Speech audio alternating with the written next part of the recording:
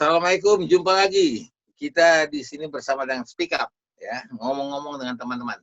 Diawali dengan kebosanan kita di rumah dan menciptakan apa pekerjaan yang lebih enak bisa berkomunikasi pada saat distancing ini. Gue udah telepon nih sekarang, aku udah telepon Freddy Tulung, ini teman baik, ya. Dia adalah orang pintar, maka kita ngomong orang pintar tuh enak. Fred, apa kabar Fred? Yes, sir. Apa kabar? Assalamualaikum. Hebat. Di mana nih sekarang? Di kantor atau rumah? Oh, di rumah. Kantor merangkap rumah sekarang. Taat banget. Apa namanya? Disiplin, ya? Disiplin karena takut, terus terang. Takut bener karena tetangga gue udah kena corona. Jadi gue lihat sendiri seperti apa. Oleh karena itu, mencoba mendisiplinkan diri untuk dua tujuan. Pertama, diri sendiri supaya enggak, dan juga lingkungan. Jangan sampai gue menjadi OTG, katanya. Orang tanpa gejala. Oh iya, takutnya begitu. Tapi memang ketakutan itu adalah human, ya. Karena kita kan harus punya rasa takut. Kalau kita nggak punya rasa takut, kita ini udah jahat banget, gitu ya. Mengerikan lah. Nah, jadi ketakutan itu akan mendisiplinkan diri kita. Kita ini sekarang di rumah. Have to be at home, ya. Iya. Gue ngelihat begini, ini banyak kebiasaan-kebiasaan yang aku rasa harus dibuang, tidak bisa lagi dijalankan. Dan ini kita menyesuaikan diri lagi, adaptasi dengan lingkungan, adaptasi dengan kamar sendiri, adaptasi dengan rumah sendiri. Nah, kemudian if we go out, we have to adapt ourselves juga dengan ini, dengan lingkungan. Sekarang gue everywhere, sepi, sunyi, dan tidak ada yang buka. How we can cope with that? Jadi udah ada studinya tuh, Bung Is. Studi ini menarik ya, dilakukan justru oleh beberapa orang Indonesia gitu ya. Ada studi, ya saya ambil ya, ini studinya dari Yuswoha di CS. Itu menyatakan bahwa akan terjadi, bukan akan, sedang sebenarnya terjadi yang disebut dengan the four consumer mega shift. Jadi ada perubahan mendasar, ada 4 perubahan mendasar pasca COVID. Yang pertama yang disebut dengan empathic society. Menarik ya, karena apa? Karena tiba-tiba sekarang gini melahirkan satu masyarakat baru yang penuh empati, welas asih, syarat solidaritas sosial. Coba sekarang di depan rumah saya aja ini menarik. Setiap jam menjelang buka tuh mendadak banyak benar taksi, Bluebird sama Gojek atau Grab nongkrong di situ. Nggak ada penumpang ya, nongkrong di situ. Dan benar sekitar jam 5:30, 6 itu pasti akan datang mobil bawa makanan untuk buka. Orang berebut gitu ya, pergi. Nah, ini kan semacam satu solidaritas sosial baru, dan orang-orang yang terdampak dari COVID ini menyadari betul mereka akan ditolong oleh yang lain. Nah, yang kedua ini disebut dengan go virtual. Sekarang apa-apa semua mau nggak mau kita menggunakan mekanisme komunikasi indirect melalui alat bantu yang disebut dengan teknologi informasi dan komunikasi, IT. Nah, jadi go virtual ini sekarang di mana-mana. Kita pun sekarang kan menggunakan sarana IT sebagai sarana komunikasi yang sekalipun nggak ketemu langsung, tapi kita bisa ngobrol langsung. Jadi go virtual ini baru, bagi aku ini baru. Betul. Yang tadinya kita komunikasinya direct ya, dan ini sekarang mendadak go virtual ini menjadi satu tren tersendiri. Itu gejala kedua. Nah, yang ketiga yang menarik nih, Bung Is, yaitu yang disebut dengan bottom of the pyramid. Nah, ini mengacu kepada yang disebut piramida Maslow ya. Maslow menganggap bahwa dulu ya, dengan segala macam kemanjaan teknologi yang kita miliki, maka konsumen semua selalu berusaha untuk mendapatkan suatu pola kehidupan yang yang mengarah kepada individu. Nah, sekarang jadi dulu puncak piramid itu adalah aktualisasi diri, adalah esteem diri ya, termasuk bagaimana kita selfie dan lain sebagainya. Mendadak sekarang coba kita turun ke piramida bottom, ya, dasar piramid. Apa itu? Yang paling basic yang sekarang kita tangani, makan. kesehatan. Karena banyak nganggur, olahraga. Yang dulu barangkali ya, dengan pola lifestyle yang kemarin itu, ya makan pun kita elit gitu kan, di tempat-tempat di restoran dan lain sebagainya. Sekarang balik ke basic, makan di rumah, nonton TV yang sudah lama, urban society ini sudah tinggalkan. Itu yang disebut dengan bottom of the pyramid. Nah, yang keempat, ya, yang terakhir ini, ya ini menarik, stay at home lifestyle. Jadi akhirnya yang namanya Bung Is yang hampir nggak pernah di rumah, karena keterpaksaan akhirnya tinggal di rumah, dan di Karena rumah jadi pun hampir akhirnya, tidak pernah di luar. betul, dan akhirnya menikmati juga di rumah kan gitu ya. Itu nanti akhirnya, ini yang disebut dengan pergeseran-pergeseran yang kemungkinan akan terjadi. Saya pikir studi yang dilaksanakan oleh teman-teman di Inventure Knowledge ini dengan mengidentifikasi kurang lebih ada 30 prediksi mereka apa yang disebut dengan the new normal. Jadi pasca COVID ini barangkali kita tidak akan kembali ke pola hidup lama, tapi kita akan mempunyai satu tingkat normal baru yang disebut dengan the new normal after COVID-19. Nah, sekarang begini, let's jump to example yang kita hadapin sekarang, ya. Kita di kota kita ini yang sudah PSBB ya. Ya. Jadi begini, pembatasan sosial. Nah, berskala besar ya. Oke. Nah begini, sekarang gue ngelihat di rumah, kemudian kita jalan keluar, walaupun kita punya kebebasan untuk jalan, tetapi we are nowhere to go. Yes. Ya. Nah, yes, sir. Semua the super market, semua mall, semua tutup. Even if you want to sit down gitu, Pak, duduk ngobrol atau duduk singgah minum teh, itu udah nggak boleh. Kita harus take away, bawa pulang. Ya. Ini bagi aku sih ini susah. Menurut aku pun enak makanan itu kalau dibawa pulang, makan di rumah pasti nggak enak. Karena kita makan itu dengan suasana. Itu satu perubahan yang agak sulit dirasakan. Tetapi akhirnya kayaknya kita harus beradaptasi dengan lingkungan ini. Kebiasaan eat out, ya, orang makan di luar itu kan mau wabah di seluruh dunia kan selama ini kan. Jadi kalau orang bilang, ketemu tidak ada lagi bertamu-tamu zaman sekarang, ya. Kita itu duduk di mall, ketemunya tetap di mall, tidak di rumah. Tapi nanti satu saat ini new normal ini mungkin akan kembali ke rumah, gua aja deh gitu, mungkin bisa begitu. Nah itu yang tadi stay at home lifestyle. Jadi ini kan hidup soal kebiasaan. Kita biasa selama ini meeting ada di mall, ada di resto dan lain, ada di cafe dan lain sebagainya. That is our old normal. Nah, nah dengan sekarang ini kita nggak tahu. Ini hampir 2 bulan, mungkin bisa masuk 3 bulan kita stay at home. Nanti lama-kelamaan stay at home ini menjadi kebiasaan baru kita. Sehingga malah malas kalau diajak keluar. Saya untuk certain cases, saya terus terang malas kalau mau keluar.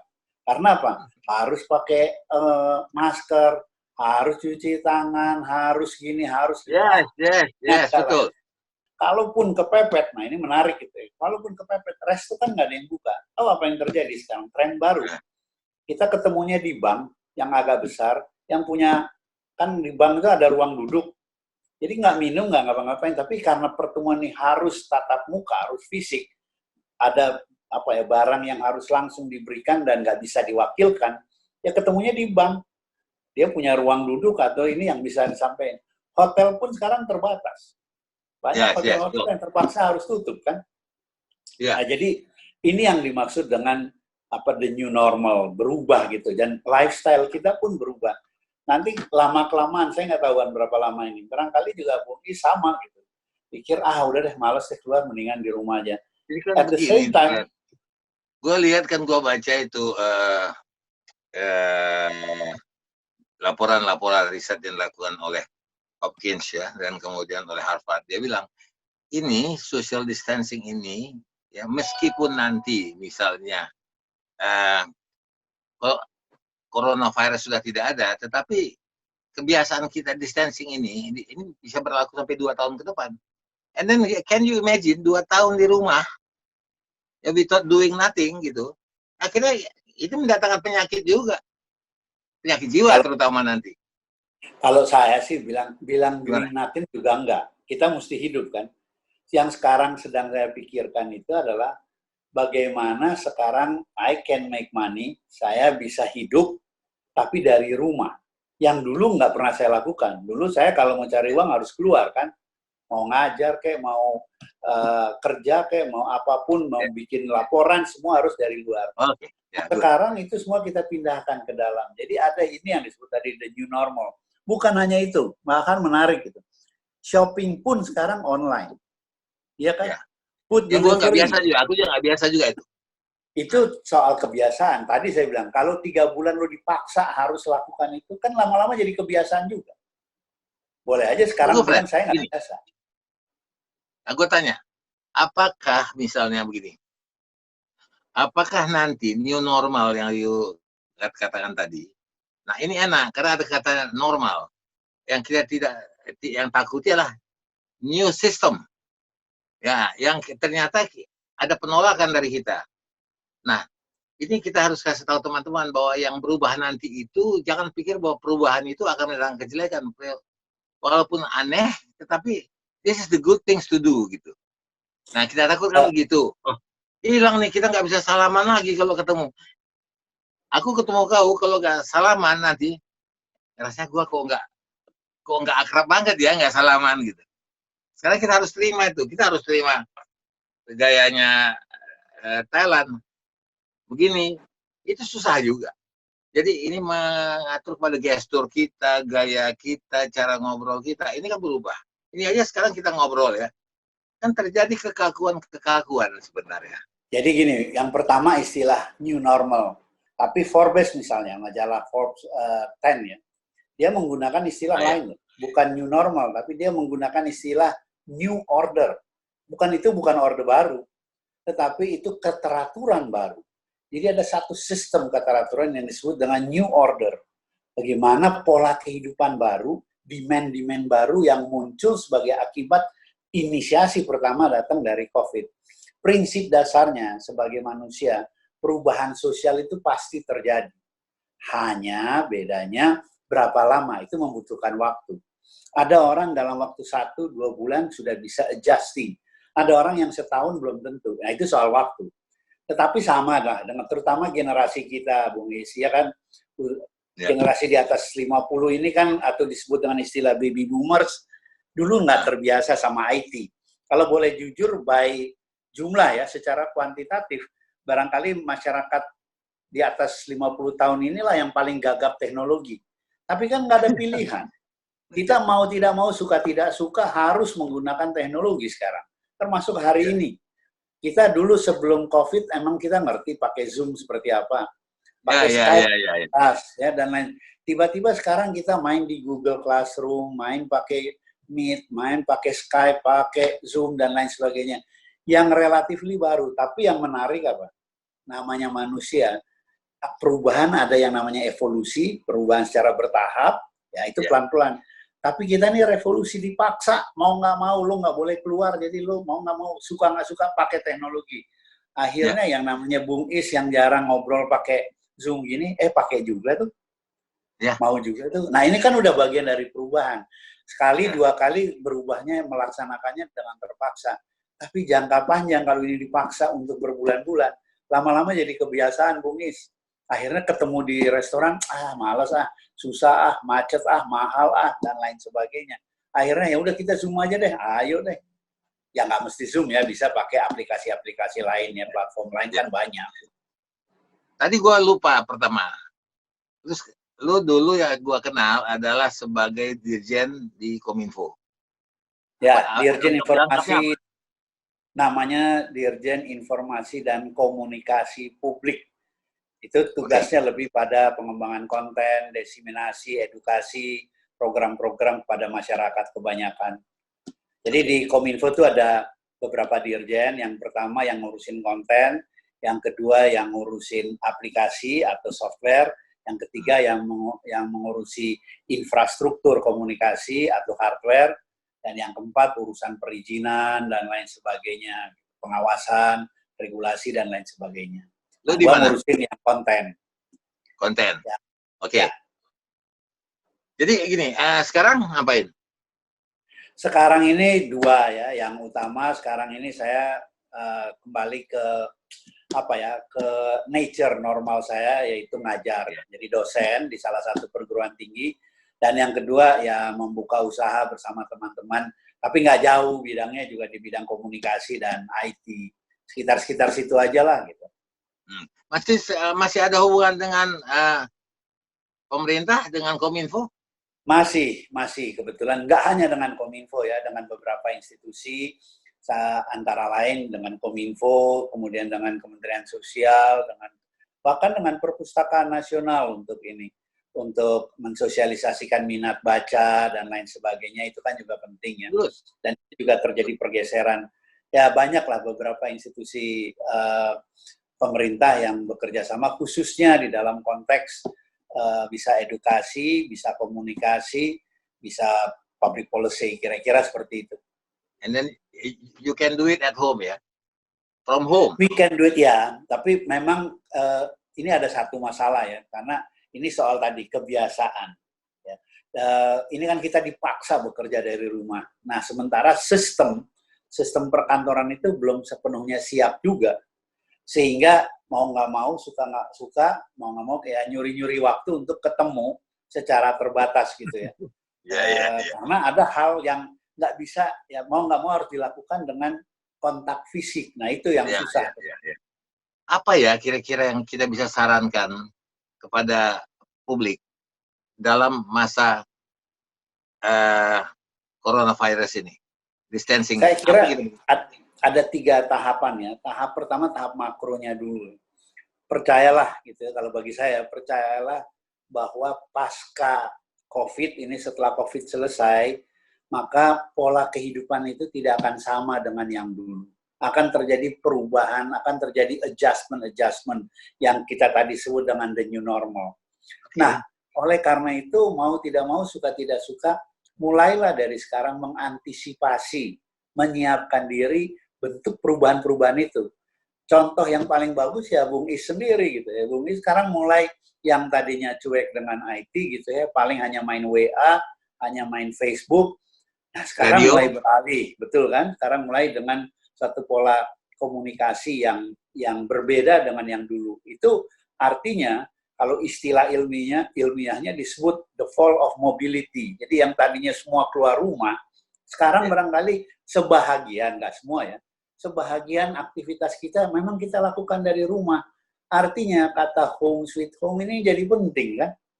Nah, untuk bentuk home sweet home ini, what do you need? Kedua yang juga menarik, pola konsumsi kita. Yang selama ini polanya kita makan di luar dan lain sebagainya. Nah ini menarik Bung Is gitu ya. Tiba-tiba sekarang makanan rumah jadi enak tuh.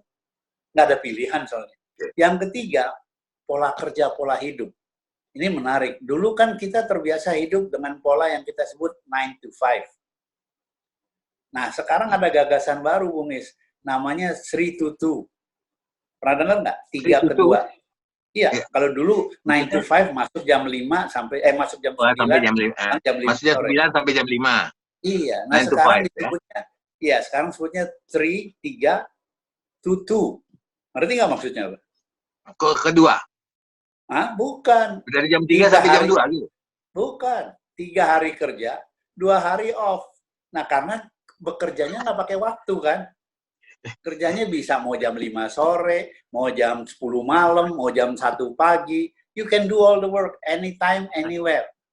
Nah, kenapa harus terikat pada waktu yang 9 sampai 5? Jadi gue pikir sekarang, we became a new person, di mana 24 to 7.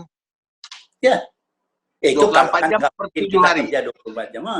Dan yang paling penting itu kebiasaan bekerja di kantor dengan waktu yang fix ya, dengan output yang ini sekarang menjadi sangat berubah gitu loh, nggak begitu lagi. Dan harus adaptasi. Aku juga sulit adaptasi sebetulnya. Betul. Nah, yang penting betul bagi saya yang penting itu bukan pada disiplin waktunya, tapi pada output orientednya. Yang penting output lo apa gitu loh. Lo bisa hidup nggak? Bisa menjalankan kehidupan keseharian. Fred, kita tadi udah ngobrol panjang kemana-mana ya. Tetapi itu kelihatannya feedback buat diri kita sendiri toh.